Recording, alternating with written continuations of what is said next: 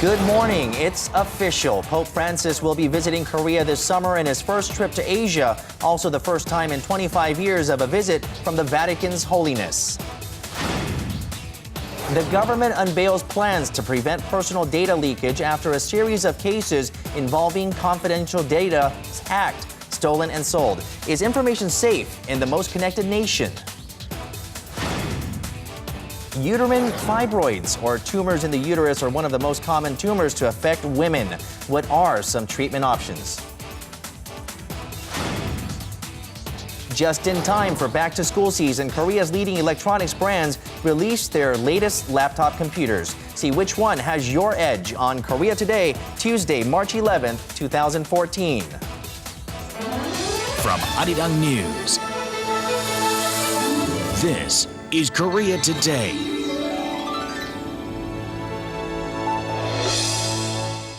And good morning and welcome to Korea Today on this Tuesday morning. Guess who's coming to town this summer? Yep, that's right. Pope Francis will be coming to Korea. That's right. Yes, the Pope's visit this time around will be the first time in 25 years since Pope John Paul II came to Korea back in 1989. That's right. That's him landing in Korea in 1989. And Pope John Paul II, he's known for his unprecedented globe-trotting, bringing the church's social justice mission to millions around the world. That's right. And his signature kiss on the ground to bless the nation. And Catholics and non-Catholics at the time greeted him with open arms. But this time it is Pope Francis, and that is our top story. He will make a 5-day visit to Korea this summer. The presidential office of Cheong Wa Dae has announced, and the Vatican confirmed, that Pope Francis will arrive in Korea on August 14th to attend a gathering of young Roman Catholics from Asia set to be held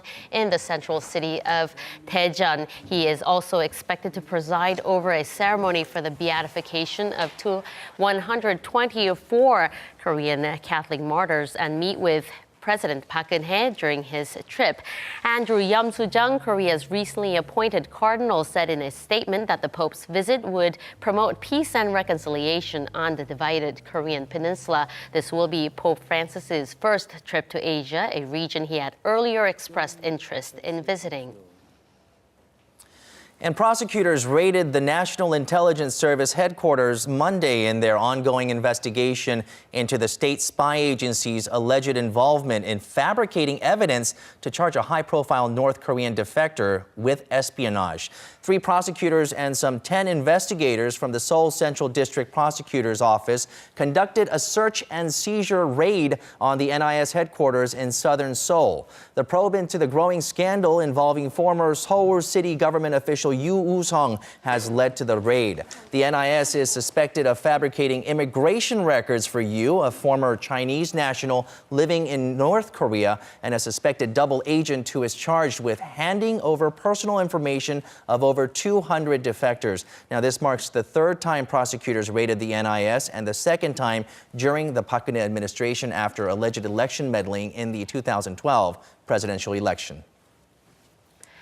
And a one-day walkout by doctors nationwide ended Monday without creating too much chaos in supply and demand of medical services. According to the Health and Welfare Ministry, 21% of hospitals and local clinics took part in the strike, while the figure is decidedly higher at 49% tallied by the Korean Medical Association, which led the walkout. The doctors are protesting against the government's plan to introduce a telemedicine system that would allow patients in a remote area to be treated and diagnosed using electronic communications, including webcam, smartphone, or even email. KMA doctors say it will impair the quality of medical services. And starting on this Tuesday, the strike will turn to a work-to-rule action, meaning that doctors won't work more than 40 hours a week until the 23rd.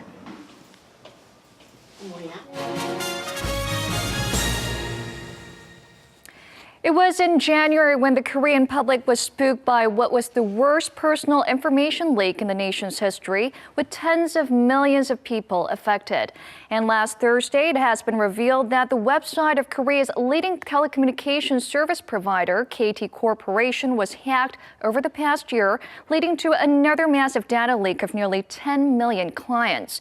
In response, the Korean government on Monday unveiled a new set of measures to prevent such massive security breaches from happening again.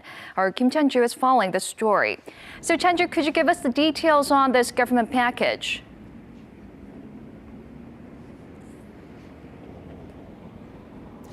Good morning, Jinju. As you mentioned, the government's announcement yesterday is a follow-up action from January's prevention measures on recurring personal data leaks by financial firms, which has details of collecting, providing, circulating and managing private information, as well as toughening private firms' responsibility on massive personal information leaks. So with that, let's take a closer look at what the government has in store.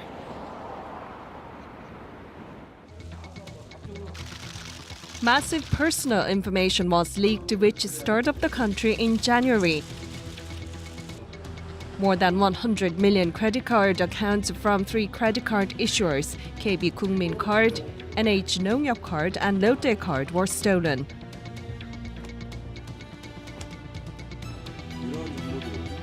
Personal information leaks including clients' names, registration numbers, mobile numbers, and details of customer loans have a high risk of being used in financial crimes such as voice phishing. Followed by such incidents, the website of Korea's major telecommunications company KT was hacked, and about 12 million customers' personal data had been breached over the course of 1 year. The company was unaware of the hacking attacks until the police officially announced details, which fueled anger among many customers. The government cited excessive information collection and poor management as the main cause of the data breach and released measures to prevent personal data leaks. Apart from the information that's absolutely necessary, all other data that the financial institution either has or has provided to a third party will be destroyed. The police and the prosecution will jointly and indefinitely crack down on breaches. The public's resident registration number has been at the core of the personal data breach. As of now, the government has not found practical measures yet. Starting from second half of this year, customers will be only asked for resident registration numbers at first transactions, while password process will replace written documents. One of the noticeable measures is that the government allows individuals to request their own personal information protection. Therefore, customers can withdraw their consent to provide information at any time. Also, customers will be able to reject all junk calls coming from financial firms. Telemarketing calls or emails approaching customers must verify their purpose and how they found their clients' information. The government also raised the penalties towards financial firms from previous 1% to 3% of their annual sales when responsible of leaking personal data. When companies are found to have poor management on clients' information, there will be fines up to $47,000. For those whose personal numbers are already leaked, it is best to reissue new numbers. Combined with the government's effort, reducing the collecting and utilizing of personal information from financial firms will be a basic solution. Also, Personal Information Protection Commission should become independent in order to solve problems related to personal data in a more professional and objective way. The personal data leak incident has become one of country's biggest ever breaches. It is important for financial firms to make continuous effort to realize government's new measures.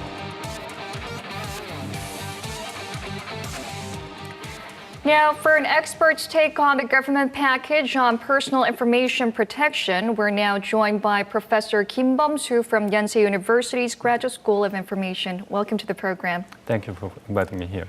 So Korea is one of the leading nations when it comes to IT, but we're seeing one of the worst data leaks in Korean history over the couple of days. Now, what is the cause behind these series of security breaches?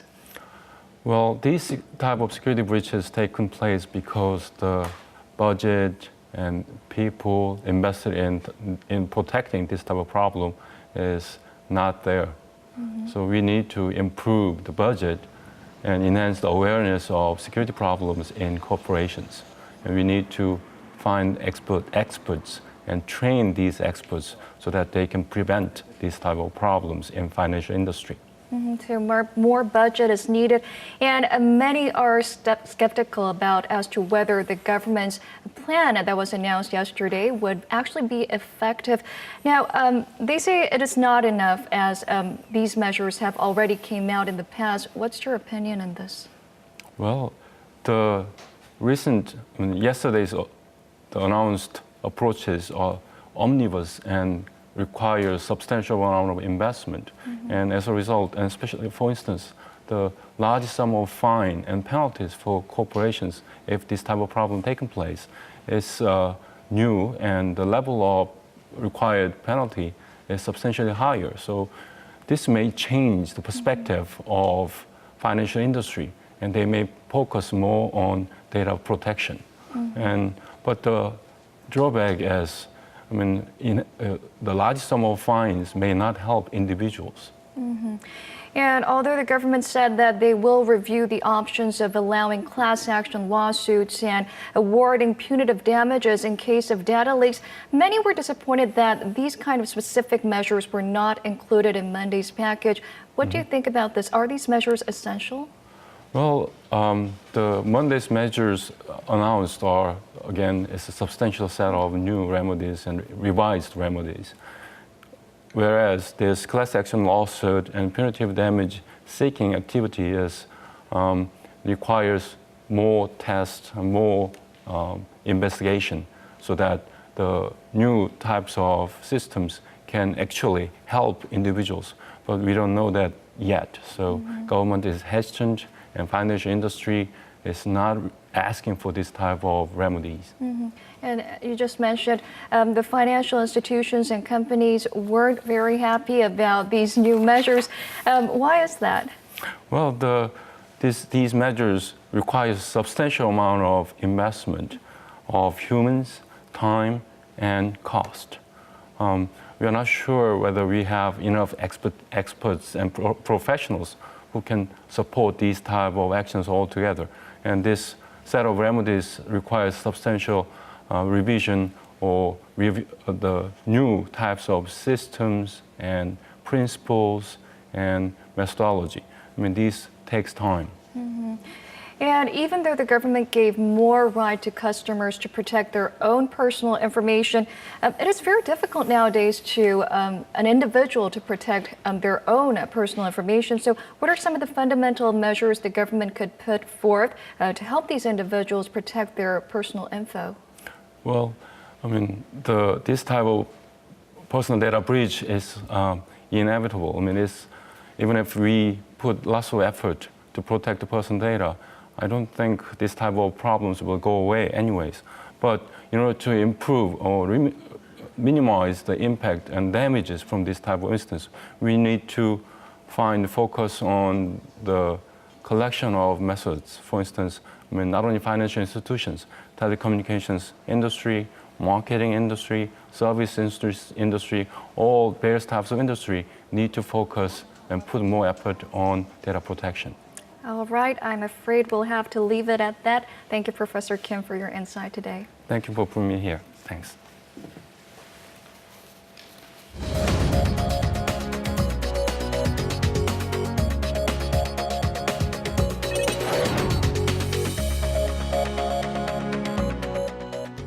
Good morning. Let's run through the front pages of your newspapers. And a lot of the papers this morning are covering the latest news on a evidence fabrication scandal involving the NIS here in the country, the espionage case that we have been following on in print as well. Also, you heard in the headlines earlier, it's indeed one of the hottest news here in the country. So let's start with that top story on Gyeongyang Shinmun first. The main headline reads, President Park Geun-hye's administration fooled by the NIS. Prosecutors, in fact, raided the National Intelligence Service yesterday as part of their investigation into alleged evidence fabrication in the espionage case. Now, the move came hours after President called for a thorough investigation and opposition leaders called for an independent probe and dismissal of the spy chief. At Monday's meeting with senior presidential staff, President Park said that she considered evidence forgery as very regretful. She also added that in order to reveal the truth, the prosecutor's investigation should leave no suspicions and the NIS must fully cooperate with the investigation. And now if we go over to 중앙일보 here, covering the same story as well.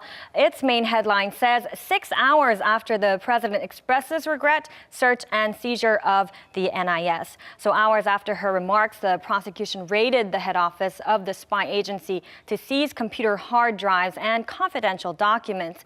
The article also goes on to say that this swift succession of moves obviously reflects a realization of the explosiveness of the issue inside the presidential office of Cheongwade, and I'll probably be bringing you more updates on this scandal tomorrow as well. If we go on over to 조선일보 now for a look at a different headline, the title says, the Pope's first visit to Korea in 25 years, and you heard in the headlines earlier too. Now this is an interesting picture showing Pope Francis sitting in the middle there in white among other Vatican associates at a small Catholic church in southern Rome. The caption explains that he is the first pope to make a religious retreat outside of the Vatican during the period of Lent. Now, you may have heard also earlier, but in case you missed it, the Pope will be visiting Korea from August 14th to the 18th on an invitation by President Park Geun-hye and the Catholic Church of Korea. And he will meet with the president as well as attend an international gathering by Catholics from Asian countries to be held in Daejeon during his 5-day visit. And let's now move to 동아일보 for a look at this picture here. The headline says 21% of clinics go on strike. Uncomfortable, but no chaos. Here in the picture, you can see the contrast between the closed local clinics as opposed to the bustling general hospitals. 1 out of 5 local clinics were closed yesterday, which means less than a third of local clinics, a smaller portion than we had expected, had joined the collective 1-day strike against the government's plan to further commercialize the medical sector. So the situation so far has not turned out to be as chaotic as we had initially expected, but still we'll have to keep an eye on the issue there. And let's finally go on to the Korea Economic Daily for a look at this headline to the side here. The headline says, needless regulations are an enemy to defeat. Now, these words coming from President Park Geun-hye yesterday are denouncing unnecessary regulations on business activity, as she calls them Korea's enemy or a lump of cancer killing the country. She went on to highlight her commitment to eliminate all such regulations to help revitalize the economy, and the remark was the latest in a series of calls by President Park for sweeping deregulation that she sees as key to spurring the slowly recovering economy. The paper adds that the tone in yesterday's remarks was much stronger than in previous times, which may show she is frustrated with the lack of progress in removing regulations despite her repeated pleas. And that was a look at your newspaper headlines for Tuesday, and coming up are the stock numbers from Monday.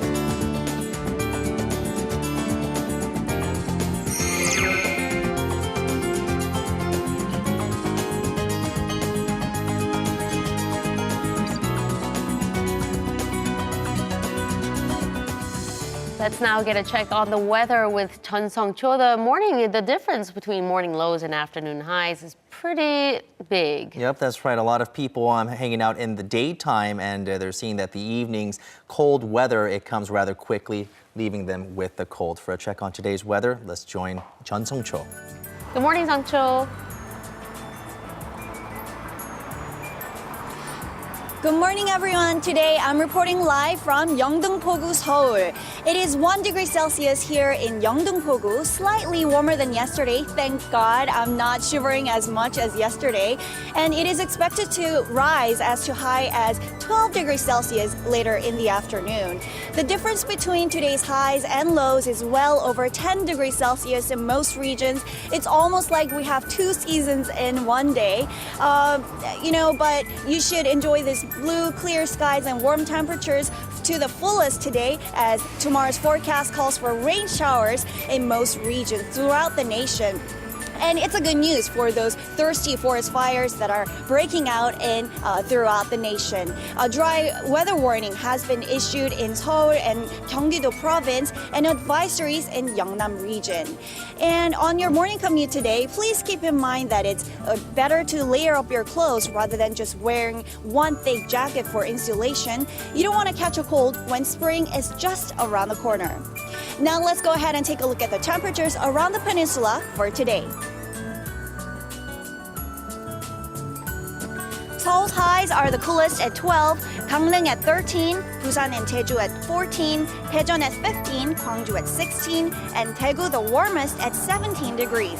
That's all I have for the weather forecast. I'm Chun Song-cho, Korea Today. It's being called the unprecedented mystery. From the air and in the sea, teams from 10 countries continue to scour the water where the missing Malaysian airliner might have fallen, but still no major developments in its third day of search. We'll turn to our news center for a look at this story and other headlines. Hello there, Eunice. Good morning, Minjung. That's right. Any leads we had from the weekend have only been confirmed to be not. Reports of plane parts being sighted, a negative. Oil slick that was found in the South China Sea. Authorities took samples and tested it, also a negative. It was bunker oil, not aircraft oil. All this summing up to broken hearts for awaiting family members of the 239 people who were on that plane, Malaysia Airlines Flight 370, still missing. Investigators left scratching their heads, baffled that the search and rescue mission, now turning into a recovery mission of sorts, has failed to come up with anything. Malaysia's Civil Aviation Authority head, meanwhile, said the search area would be widened today. He also said yesterday, when pressed by reporters for details on the 2 suspicious passengers who reportedly boarded with stolen passports, simply that they were not Asian-looking men and that the investigations are ongoing. Still a big mystery. Now, over the East Sea, people in Japan are marking the 3rd anniversary of the triple disaster earthquake, tsunami, and nuclear meltdown that claimed thousands of lives and continues to impact people there today. Now, and ahead of it, the Japanese leader made a significant announcement, right? That's right. Last night, Japanese Prime Minister Shinzo Abe announced that he would resume operations of Japan's nuclear reactors. And this came during a nationally televised address in which he also said that he understands the lingering concerns that still exist. To that, he assured that the restarted reactors would have passed the strictest regulations of the Independent Nuclear Regulations Authority. In reaction, though, thousands did gather in front of Parliament in a protest rally, including former Japanese Prime Minister Naoto Kan, who criticized the ruling party's stance on nuclear power.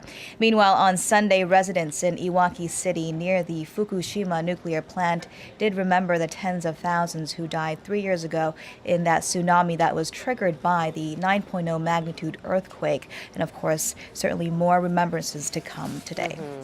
All right, now over in the U.S., Edward Snowden made a rare public appearance. Right, switching gears a little bit here, he addressed a group of tech enthusiasts at the South by Southwest Interactive Festival taking place in Austin, Texas via a web link-up from Russia where he has asylum. It was the first time the fugitive leaker directly addressed a group of Americans since fleeing the country last June. The ex-NSA contractor turned whistleblower urged the audience to help fix the U.S. government's surveillance of its citizens, saying that there needed to be a tech response in addition to a political response. During a question and answer session, Snowden also said he would do it all over again if he had to, adding that the U.S. Constitution was being violated on a massive scale. And that does wrap it up for me here, the international headlines we're looking at this morning.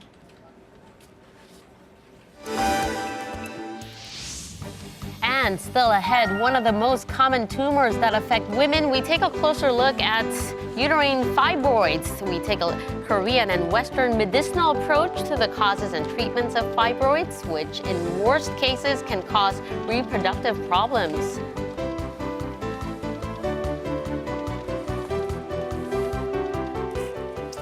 Korean animations are becoming more prominent in the world, but it still has some ways to go until it creates a worldwide phenomenon like Disney's Frozen. Im Yoon-hee joins us on our arts and culture segment with more on Korean animations. Good morning. Good morning. You know, we just cannot seem to get away from this Frozen Let it flurry. go, right? Right? Every day I'm hearing that song being sung all over by people of all ages. Yep, people are still watching it. There's re-releases as well as DVD rentals and people reserving DVDs as well. It hit the 10 million mark, which is unprecedented. Yes, so in animation. Korea, yes, that's amazing for any movie, any foreign imported movie here. The only other movie to have met that mark was Avatar a few years back, and you can remember how much of an impression that had on the society here. That's right, that's right. I saw that a few times as well. But, you know, Frozen is on a completely different level. The books are being sold at bookstores and just selling off, flying off the bookshelves, being bestsellers. The soundtracks are holding their spots on these charts. You know, paraphernalia, I heard, Frozen paraphernalia is the it thing to have at school these days. Sorry, my daughter has a backpack and everyone seems to want that one, right? But how does Korean animations fit into all this? Now, Korean animations have been around. Animators have been working for some of the biggest animation agencies and companies in the world. Now, Korea's animation, where do we go? So for years now, it's no hidden secret that Korea's animation is high quality. It's said that where Korean animation lacks is the content. It's not applicable to all ages, and so it's a little bit hard for Korean animation to be as influential as, say, Disney. But there are other reasons why Korean animation has some struggles. Let's take a look now.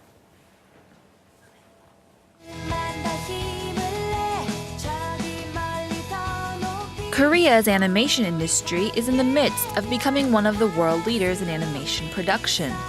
With the international success of the Pororo series, Korea's animation industry has been making its presence known in the global market. Along with the popular Penguin, Larva is another Korean animation success. Since its debut in 2011, the short, slapstick humor of two lovable slugs has been making it onto screens worldwide. Geared towards audiences of all ages, the Larva series has become the hope of carrying Korean animation further onto the global market. But there's a problem with the Korean animation industry.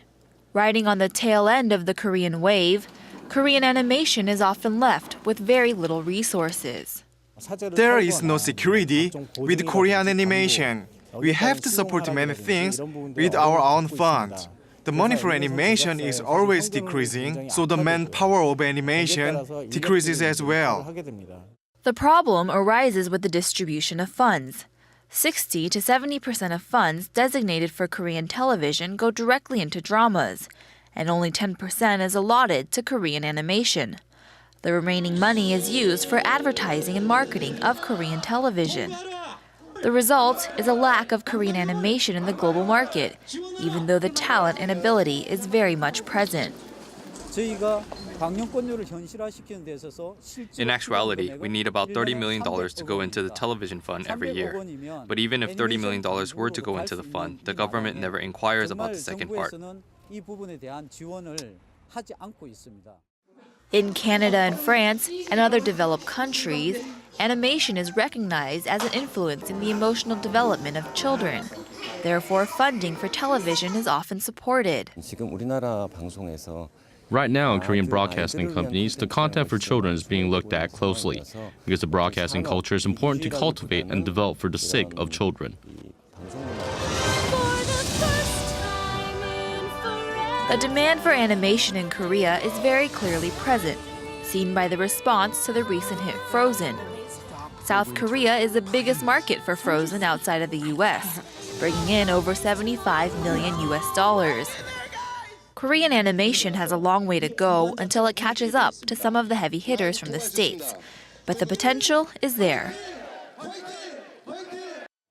And that potential is definitely growing because our father's generation, they largely saw animations as basically films for kids, right? But then our generation and the generations after us, what they're doing is they're growing up and seeing that there are actually adult situated storylines along with animation, such as in Japanese manga. Exactly. That is no longer the idea of the mentality these days with animation. All right, but I also noticed that when you watch cartoons and animations from other parts of the world, you'll see a lot of Korean names and also Korean studios as well. Exactly. So Korean animation for years now has been outsourced to other countries, including the US. One of the hit shows, Nickelodeon, does use a lot of Korean animation. But Korean animation companies are really trying to keep their works in-house from start to finish, such as Pororo and Larva, which are purely Korean works. And so I think we have a lot to look forward to with those. Have you seen Larva? Yes, it's very funny, very short. It's just long enough to just keep your attention span. And you know, they said that the success of Larva is due to the internet and the fact that it does entertain people of all ages now. So I think they're going to expand upon that. All right, sounds great. It's an area with a lot of potential and growth potential. So we'll be looking forward to seeing some of that. Thank you, Yoonhee, very much for this report. Anytime. And still ahead on Korea Today, we mentioned it's back to school season. And what are some of the best gifts? Well, they happen to be laptops these days. And back to school shoppers are turning their eyes to these laptops. Today, we will run Samsung's Ativ Book 9 against LG's Gram. Take a look at some of their features and see which one reigns supreme for you.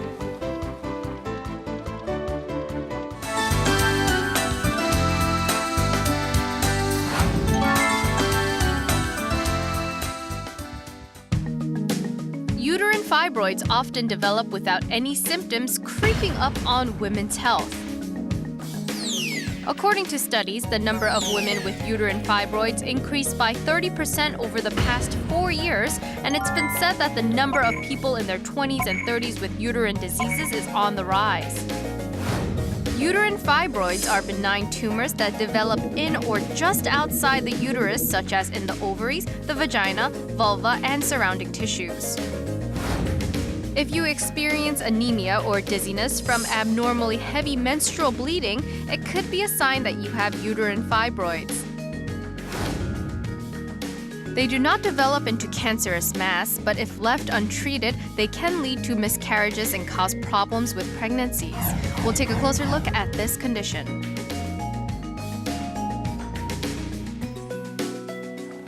And to tell us more about these tumors that can grow in and around your uterus, we have two doctors joining us this morning. Dr. Han Ho-won from the Han Women's Clinic and Dr. Shin Hae-suk from the Oriental Medical Clinic. Good morning to both of you. Good morning. Good morning. Now, let's begin with the cause of this. This is something women don't want in their uterus, basically. What causes it in Western medicine? We'll start with you, Dr. Han. We believe one of muscle cells in uterine wall make overgrowth. They keep growing and they make a hard to form mass in uterine wall. Once tumor is made and they keep growing because of female estrogen hormones to feed them. Of course, they are stopped the growth after menopause. Okay, so it can be found in hormonal developments, you're saying. And what about in Oriental medicine? In traditional Korean medicine, the cold ghee attacks the uterus. So that causes blockage and obstruction of blood flow. When water and blood stagnates, it creates hard stone-like mass in the uterus. This is also deeply related with women's physical and mental change. Okay, so ghee has to do with these tumors growing in the body. Now, one of the most concerning issues with these tumors in the uterus could be that its effect on fertility. Can women get pregnant after developing these tumors in the uterus, is my question to you, Dr. Han. These tumors does not directly relate to the fertility problems. However, if huge tumor was sitting in the middle of the uterine cavity or in birth canals, of course, they may interfere in the pregnancy. Recent scientific data showed after removal of tumor, the pregnancy rate has been increased. Okay. But main symptoms of these tumors is abnormal bleeding, heavy period, and therefore these patients easily get anemia. So if you get anemia, then you will feel so tired and feel dizzy, and you're complaining of chronic fatigue. So it doesn't affect your ability to give birth, but it can affect your physical conditions, you're saying. All right, now what about in Oriental medicine? Does it have an effect on your fertility rate, fertility ability? Yes, we look at not just the uterus, but look at the whole person. And when the blood flow is limited or obstructed in the uterus, it can cause infertility, especially women with metabolic issues. I see. Well, statistics show that 20% of people in their 30s have fibroids that grow in the uterus, but not a lot of people are aware of this. So we went out to the streets to hear what women have to know about these conditions. So let's go find out more.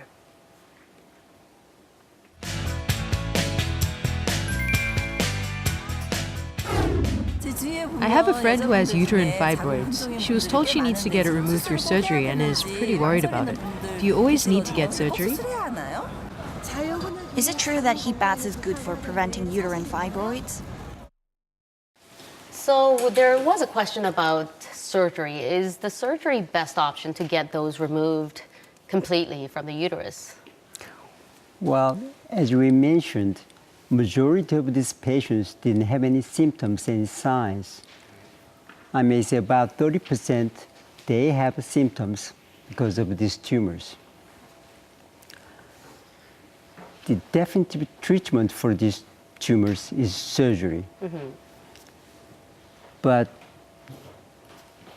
maybe some of patients who has a failed medical treatment using hormones, which is try to minimize the growth of the tumors, or non-invasive surgical techniques, such as some of using sonar wave or heating probe, is destroying the tumor mass.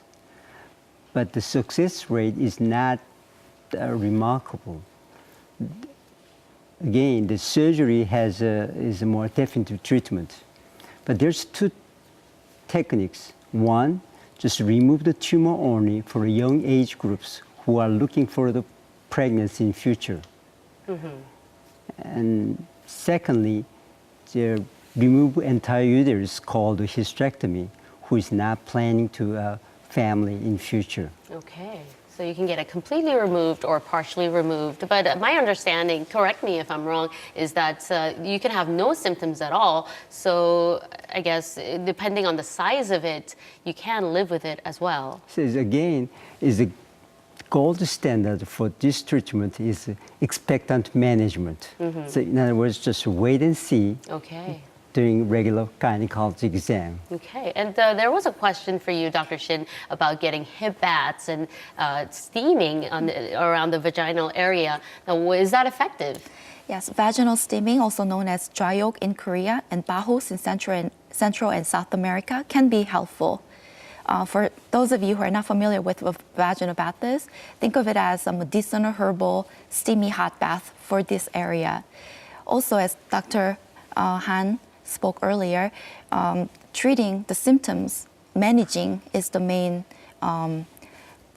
thing we can do. So herbal medicine and acupuncture and moxibustion can help for the person to recover from the symptoms. And acupuncture would mean to the affected area, specifically to the uterus area, yes? To improve circulation and dispel the cold ki. Okay, that must hurt a little bit. Okay, so final tips from both of you doctors on how to prevent the condition from developing. I'd like to remind you again, even you have these tumors, not hardly show any symptoms and signs. So through the annual gynecologic exam, you can detect these tumors earlier. In medicine, there's a good word. Early detection has better outcomes. Even you have these tumors, you have to discuss with your gynecologist whether you are a candidate for the surgery and your age, and you're expecting the family planning, and then you have to decide the surgery with your gynecologist. Okay. And you, Dr. Shin? Yes, and to keep the cold ghee out of the uterus, you have to keep the area warm. So first is by eliminating white foods, foods such as high in sugar, white bread, cakes, cookies, and pasta increases insulin, which affects how the estrogen is metabolized in the body. It can cause cellular inflammation, and also it can aggravate the current symptoms. Also, it can grow the existing fibroids. And secondly, the stress management is also very important because stress stagnates the ghee, which leads to the blood stasis in the long term. All of those foods that you mentioned and the stress are something that women are more susceptible to. I think women love white foods, white bread, and sugary stuff, and also they're prone to get stressed as well. So keep that in mind and regular checkup with the doctors as well, right? Thank you, doctors, for coming out this morning and talking to us. Thank you for having me.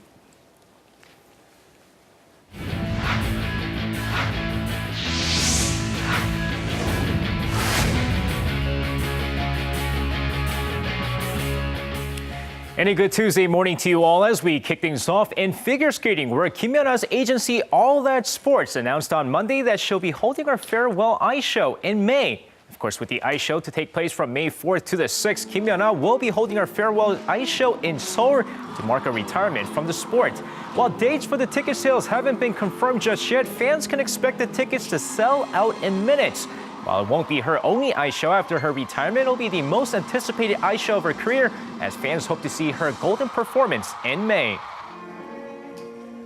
And shifting over to baseball, where monster pitcher Yoo Yeon-jin of the LA Dodgers is currently preparing for his second season in the majors. And on Monday, it was confirmed that Yoo Yeon-jin will be the #2 starter in the 2-game series in Australia to kick off the new season. With the LA Dodgers starting their season in Australia against the Arizona Diamondbacks from March 22nd to the 23rd, manager Don Mattingly confirmed that the South Korean southpaw will be pitching as the #2 starter. With Clayton Kershaw taking the mound as the opening day starter and Zach Greinke out with an injury, Yoo Yeon-jin was chosen over the other starting pitchers in the roster. Now, Lee, who's usually the #3 starter in the Dodgers starting rotation, finished his rookie season at 14-8 with an ERA of 3.00. And moving over to the KBL, where the 2014 KBL Playoff Media Day took place on Monday with the 6 head coaches headed over to the playoffs. With the Changwon LG Sakers and the Ulsan Mobis Phoebus going into the semifinals with a bye after finishing the season in first and second place, the head coaches for the two teams hope to see the other 4 teams beat each other up before advancing to the next round. But the SK Knights and the Goyang Orions plus KT Sonic Boom and Incheon ET-Line Elephants hope to finish off their series quickly to save as much energy as possible going into the semifinals. Meanwhile, Ulsan hopes to defend their title as the favorites going into the playoffs. Moving over to football, where the uniforms for the 4 nations in Group H of the Brazil World Cup have now been revealed, and turns out 3 of the 4 teams will be wearing red. With Korea, Russia, and Belgium all wearing red as their main uniforms, it'll be a fight to see who will get to wear their red uniforms when they face off against each other. As for Korea, the red uniform has long been the symbol of the team and had a better record when wearing the red uniform, as they won 3 of their 5 World Cup wins when wearing the red uniform. But experts predict that Korea will have to wear their white away uniform against Russia and will be wearing their signature red uniform against Belgium and Algeria. And that's going to wrap it up for me. This has been SJ. Have a great rest of the day and see you guys again for your sports needs.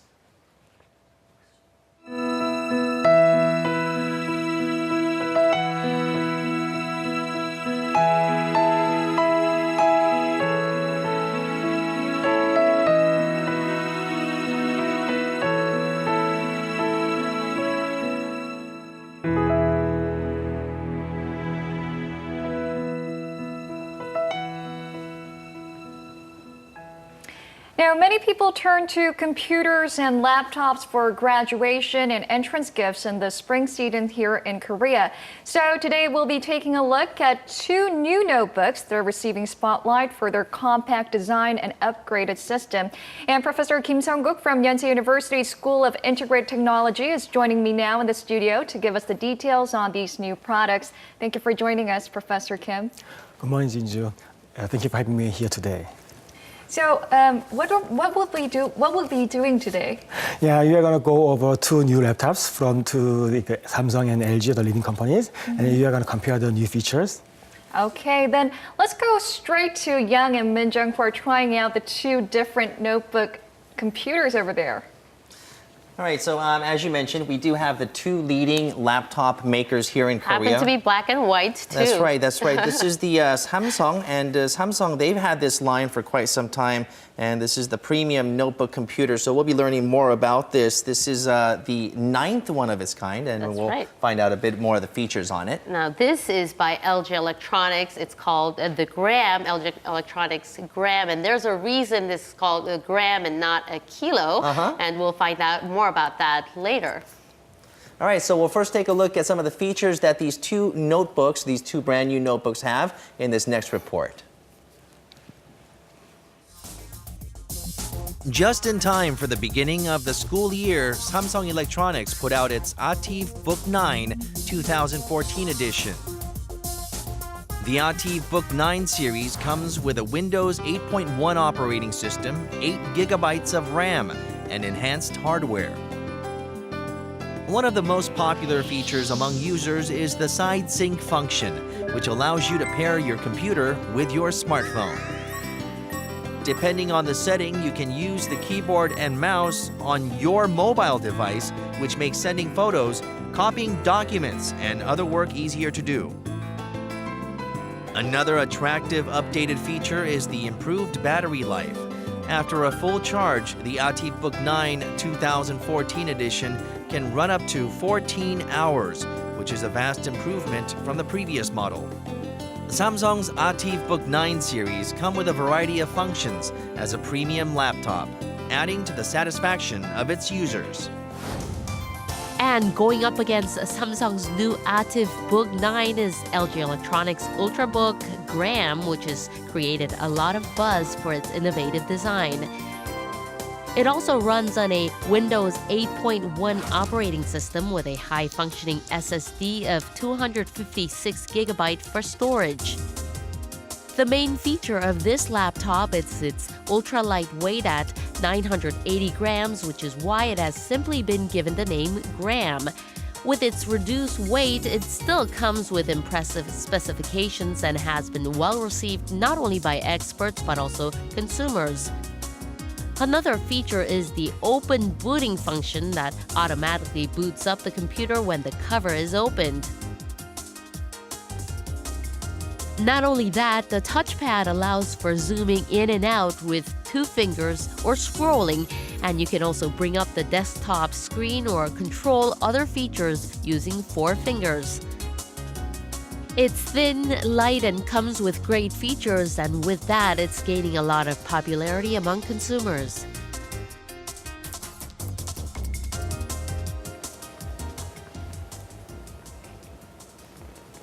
All right, now take a look at this computer. This is the Ativ Book 9. And one of the added features is that if you have a close relationship with your mobile phone, then this might be the model for you because you can connect it. There it is right there. And if you could actually zoom in right here, now you can see that I can control these using the computer.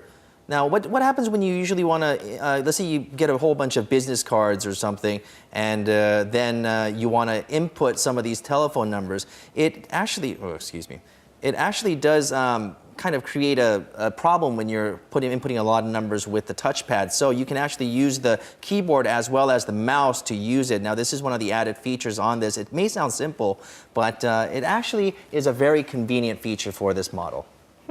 So it definitely seems that we can use smartphones and laptops almost like one device, right? Exactly. So this is like a virtual connector. I mean, this doesn't have a keyboard, so you get to use that to activate and use and change the information on it, set it up. Function? Yes, side sync, that's so, right. Professor Kim, how does the side sync function work? Yes, yeah, you may have used the remote desktop sharing. Yeah, this is similar technology. Yeah, the computer captures your input signals like the keyboard and the mouse movement and then redirects it to the smartphones. And also it captures the output information and then shows it on top of the laptop signals, the displays. And also on top of this, you can easily sync the data between two devices by drag and dropping and copy and pasting. Oh, but would this technology only be applied to just two of these devices, or can we apply it to other devices as well? Not yet, currently, but you may not be surprised if you can see some new automobiles come from similar technology and then let you use the smartphone navigation through the automobile's display. All right, and Min-jung, what's so special about your gram? Yeah, what is so special about What your is so gram? special about it? It is one of the biggest selling points of this laptop is it's ultra lightweight. You want to carry it and see how light this is? No, Compared wow. to yours, right? It's not even 1 kilogram heavy. It's 980 grams, thus the name grams. I'll just show you how light this is. You would think carrying around the laptop can be a bit of a hassle if it weighs too much. And I'll show you, first of all, these 2 bottles of water. And one is, this is 500 milliliter. I'll put one up, and the number goes up to 508 grams. And the second one makes it a tad over 1 kilogram. So it's like That's 2 bottles of 1,000 water. grams. And then, so the moment of truth, we put this baby on, and ta-da, it's only 948 grams. Wow. It's lighter than these 2 bottles of water put together. So instead of carrying around a heavy laptop, go with something light. You know, I a lot of suppose. people, they end up using tablet computers, tablet PCs, because of the lightness factor. But with this, I think you can just go ahead without the tablet and just go with the notebook. And another neat function that this has is the open booting system, where you just open the laptop and it reboots itself. You know, it takes a couple of minutes to reboot every time you want to use the computer. This takes care of that. You just open it and there you go, good to go. All right, that is pretty fast. I see the booting speed there. And of course, in this day and age, if it doesn't boot fast, then you don't want it, right? And especially for reporters like me, we have to go around outside to Exactly. work, carry around those laptops. Lighter it gets, the more comfortable it gets as well. So what makes these notebook computers so light in weight? Yes, the LG reduced more than 100 grams from the already very thin and slim notebooks. So they didn't have much to cut out. So they need to reduce the weight from every corner. And then one of the significant factor was the bezel thickness. So they used like a very thin bezel, the SD panel. So you're talking about the thinner bezel technologies. So how do we make these bezels thinner? Yeah, usually the SD panel is surrounded by some digital circuitry called the driving circuit, which supplies electrical power and also regulates the color in each pixel. And to reduce this, sometimes they integrate the circuit into SD panel, or they need to fold back some circuit behind the SD panel. So it's not an easy job. All right, we've had a look at 2 of the latest laptop models here in the studio. And as we wrap up, we'll go over the key technologies and features these 2 products have to offer.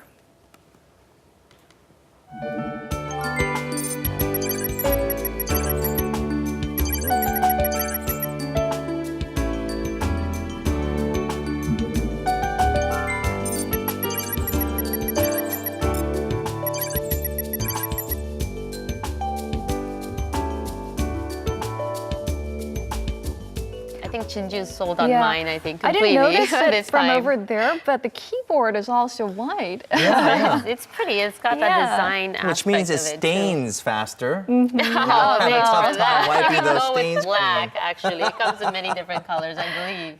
All right, well, that just about does it for this edition of Korea Today. And we will see you back here tomorrow morning at 7 a.m. And we'll take a look at these laptops and see what more features it has. Thank you for watching, and goodbye. Goodbye.